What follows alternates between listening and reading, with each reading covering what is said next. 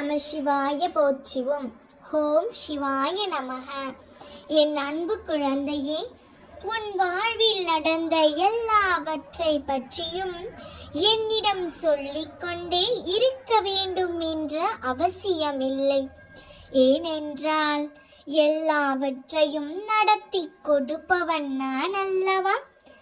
இது எனக்கு நடக்குமா, இது எனக்கு நடக்காதா என்ற யோசனைகளை பிறரிடம் சென்று கேட்டுக்கொண்டே இருக்காதே. நடக்க வேண்டுமா, நடக்க கூடாதா என்றும் முடிவெடுப்பவன் நான். நானே இங்கு சர்வாதிகாரம். சகலமும் என்னுள் அடங்கியே இருக்கும் இந்த சர்வாதிகாரனை அப்பாவாக பெற்ற நீ எதற்காக கலங்கிக் கொண்டே இருக்கிறாய்? நானே அனைவருடைய அந்தரங்க ஆட்சியாளராக இருதயத்தில் அமர்ந்திருக்கிறேன். இந்த உலகில் கண் அசையும் அசைவற்ற சர்வ ஜீவ ராசிகளையும் நானே அரவணைக்கின்றேன். இப்பிரபஞ்சம் என்னும் தோட்டத்தை நானே கட்டுப்படுத்துபவன், ஆட்டி படைப்பவன். எல்லா வர்க்கங்களின் மூலமாதான் நானே எல்லா உணர்ச்சிகளையும் உந்துபவன் நானே. இங்கு சர்வாதிகாரியும் ஒரு முறை நடக்கும் என்று நான் வாக்களித்து விட்டால் அது சர்வ நிச்சயமாக நடக்கும். இது நடக்க தேவையில்லை என்று முடிவெடுத்து விட்டால் அது நடக்காது. ஏனென்றால் மீண்டும் கூறுகின்றேன், நானே இங்கு சர்வாதிகாரி. இப்பொழுது உன் மனதில் ஓடும் என்ன ஓட்டங்களை அறிந்தே இருக்கின்றேன். ஆனால் மகளே, ஒன்றை புரிந்து கொள். பழி வாங்குவதால் எதிரில் உள்ளவர்கள் மட்டும் வீழ்வதில்லை. அவர்கள் அக்குணம் படைத்தவர்கள்தான். ஆனால் நீயோ அப்படி இல்லை. உன் பண்புகள் வேறு. நீயும் பழிவாங்க வேண்டும் என்று நினைத்தால் அவர்களின் வடிவங்களில் நீயும் ஒன்றாய் மாறுகின்றாய். அப்படி நீ மாறினாய் என்றால் நீயும் வீழ்ந்து உன்னிடம் உள்ள நற்பண்புகளும் வீழ்ந்துவிடும். அது உன் நிம்மதியின் கதவை மூடிவிடும். அந்த கதவிற்குள் சிக்கிக்கொள்ளாதே குழந்தையே. நீ சிக்கி கொள்ள மாட்டாய் என்பதும் எனக்கு நன்கு தெரியும். ஆனால் இந்த அறிவுரை உன் ஆன்மாவிற்கல்ல, மாயை நிறைந்த உன் மனதிற்கு மட்டுமே. அதனால் உனக்கு அரணாய் எந்த ஈர்ப்புகளும் நெருங்காமல் நானே பார்த்து கொள்வேன். உன் மனதில் சிம்மாசனத்தில் அமர்ந்திருப்பவன் நானாக இருந்தும் உன்னை விடுவிக்க நானும் உன் மாயைகளுடன் போராடி கொண்டுதான் இருக்கின்றேன். அமைதியான நிலையில் இருக்கும் நான் என் பிள்ளையான உன்னை விடுவிக்க, உன்னை காப்பாற்ற அத்தனை ரூபங்களையும் எடுத்தே தீருவேன்.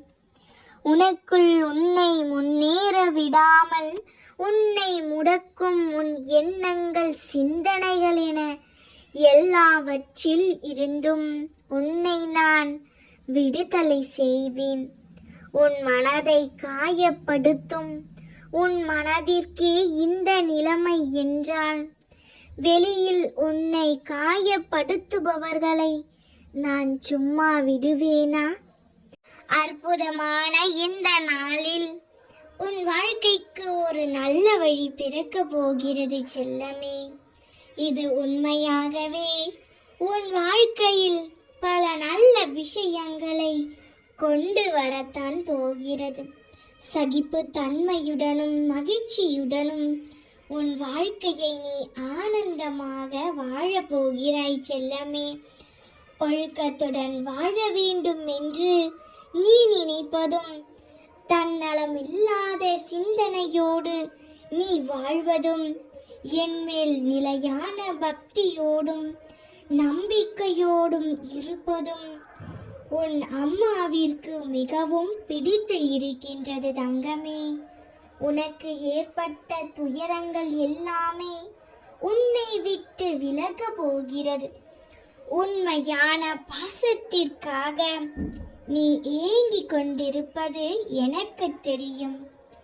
உன்னுடைய நலனை விரும்பும் உன்னுடைய தாயாகவும் தந்தையாகவும் சகோதரனாகவும் உனக்கு பக்கத்திலேதான் நான் இருக்கின்றேன். நீ எதற்காகவும் கலங்க வேண்டிய அவசியம் இருக்காது.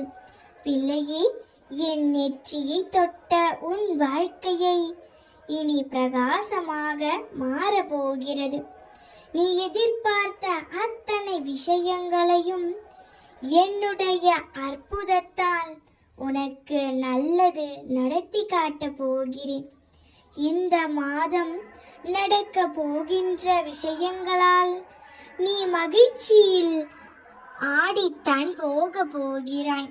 நீ எதற்காகவும் கலங்க வேண்டிய அவசியமே இல்லை. இப்போதும் உன்னிடம் என்ன இருக்கின்றதோ, இப்போதும் உன் வாழ்க்கையில் என்ன நடக்கின்றதோ அதை பெற்றுக்கொண்டும் சந்தோஷமாக வாழ் செல்லமே. நீ சந்தோஷமாக வாழ்வதை பார்த்து விட்டு இன்னும் இன்னும் உனக்கான நல்ல விஷயங்களை நான் அள்ளி அள்ளி கொடுக்க வேண்டும் என்று முடிவெடுத்து இருக்கிறேன். நம் நினைப்பது நடக்கின்றதோ இல்லையோ, ஆனால் நினைத்து கூட பார்க்க முடியாத பல விஷயங்கள் நம் வாழ்க்கையில் நடந்து நம்மை கஷ்டப்படுத்துகிறதே என்று நீ வருத்தப்படாதே. உன்னால் செய்ய முடியாத எந்த செயலையுமே அம்மா உனக்கு கொடுக்க மாட்டேன். உன்னால் தாங்க முடியாத எந்த கஷ்டத்தையுமே நான் உனக்கு தர மாட்டேன். செல்லமே, தனிமைதான் உன்னை யார் என்று உனக்கு உணர்த்த போகிறது.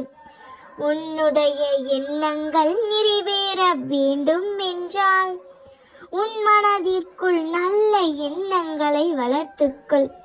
உன் மனம்தான் உனக்கு பலனும் பலவீனமாகவும் இருக்கின்றது என்பதை புரிந்து கொள். அதனால் உன் மனதிற்கு முதலில் பலத்தை கொடு. நிச்சயம் உனக்கு நல்லதே நடக்கும். வெகு நாட்களாக நீ எதிர்பார்த்து காத்து கொண்டிருக்கும் விஷயம் உனக்கு கிடைப்பதற்கான சரியான சூழ்நிலை இப்பொழுதுதான் உருவாகி இருக்கிறது. உன்னுடைய தலைவிதி இப்பொழுது முழுவதுமாக மாறிவிட்டது.